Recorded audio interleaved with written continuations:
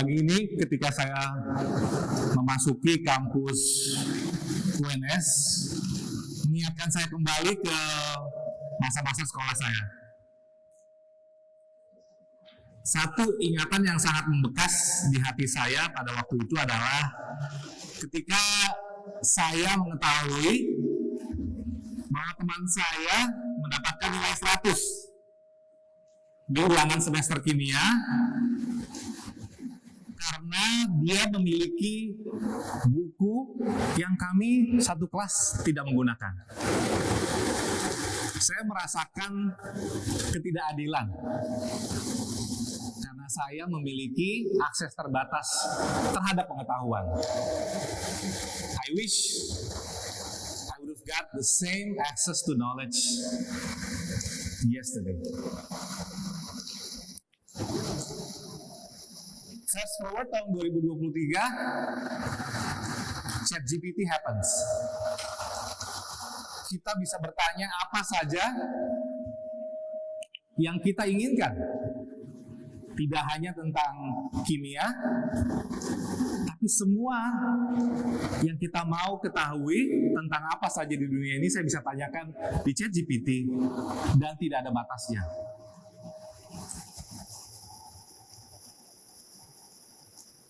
Tapi nggak hanya itu, tidak hanya cukup kita bisa mendapatkan akses terhadap pengetahuan yang tak terbatas.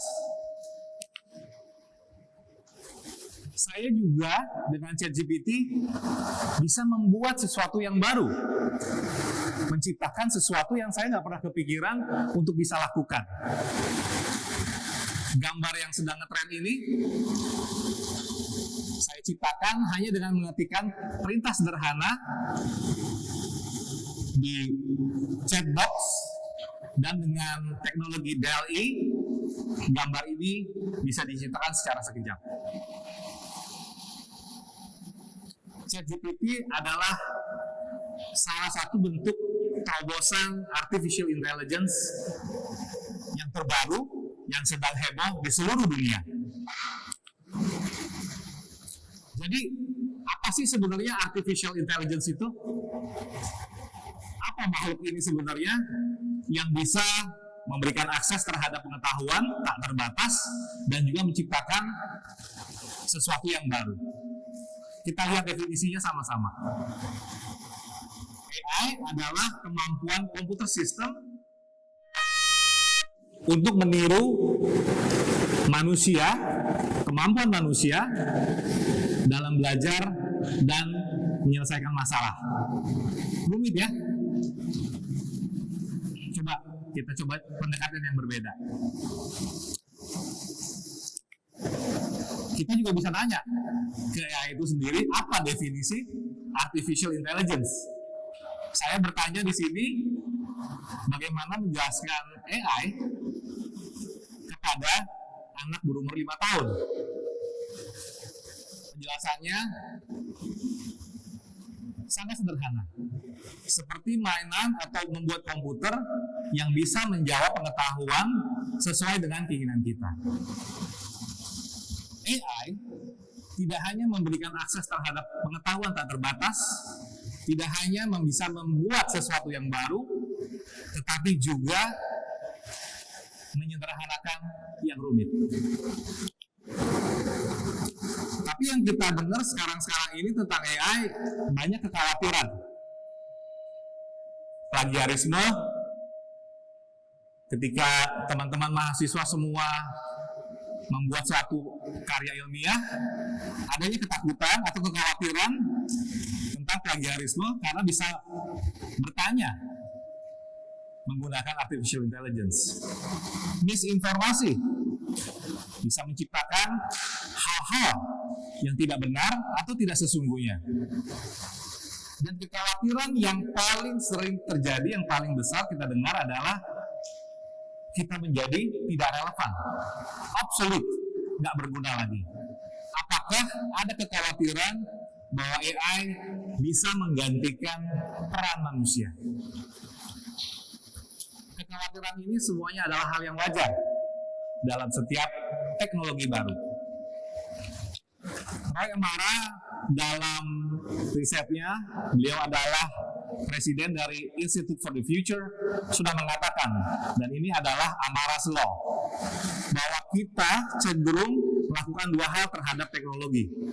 Yang pertama adalah overestimate impact terhadap teknologi, dan juga underestimate efek teknologi di jangka yang panjang.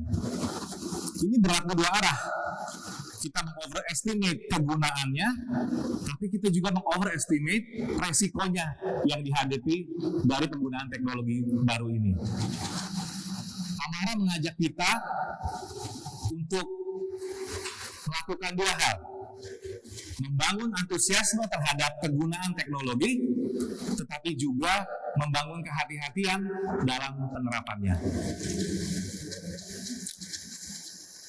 By show of hands, boleh angkat tangan kalau di handphonenya atau di laptopnya yang tidak memiliki pesan yang belum terbaca. Ada? Apakah di sini ada satu orang yang semua pesannya di handphonenya sudah terbaca semua? Kalau boleh angkat tangan. Enggak ya? Jadi teman-teman, menurut survei World Trend Index tahun 2023, 68% responden mengatakan bahwa mereka itu nggak punya waktu yang cukup setiap hari. Karena jumlah informasi yang kita terima sebagai individu, sebagai manusia, termasuk sebagai perusahaan dan organisasi, overwhelming. Tidak mungkin kita bisa menyerap, mengerti, let alone membaca informasi-informasi tersebut. Yang terjadi adalah 64% express challenges in time management. Artinya semakin susah kita menciptakan waktu untuk melakukan inovasi dan menganalisa sebuah persoalan. Penggunaan AI membantu manusia mengolah informasi yang begitu besar yang tidak bisa dilakukan oleh manusia itu sendiri. AI memungkinkan kita mendapatkan rekomendasi karena AI telah dilatih oleh triliunan parameter, triliunan data, sehingga bisa memberikan rekomendasi dengan kemampuan reasoning engine yang dimiliki oleh AI itu sendiri. Dan banyak sekali lagi hal yang AI bisa lakukan untuk memperkuat kemampuan manusia. Saya kasih contoh. Di skenario ini, saya memiliki sebuah email yang panjang sekali. Biasanya saya hanya baca yang paling atas, tapi kadang-kadang saya akan mendapatkan miss karena tidak semua informasi di situ saya bisa baca. Apa yang kita lakukan jika kita memiliki kemampuan AI dalam email kita?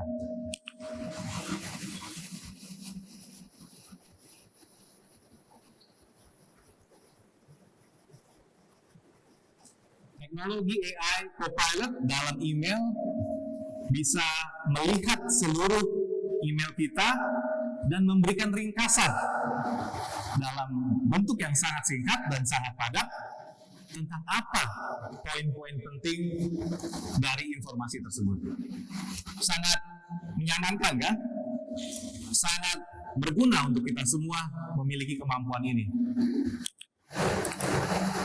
Kita bawa perspektif yang lain. Di institusi pendidikan, setiap siswa memiliki kecepatan belajar, kemampuan belajar yang berbeda-beda. Contoh, belajar bahasa asing. Metode pengajaran yang sekarang adalah 1 to all. Kecepatannya hanya 1. Tapi kita sadar kecepatan orang belajar berbeda-beda.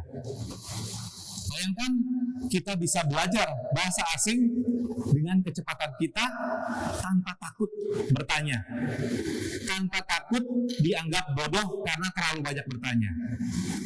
AI bisa membantu kita belajar pada kecepatan kita masing-masing.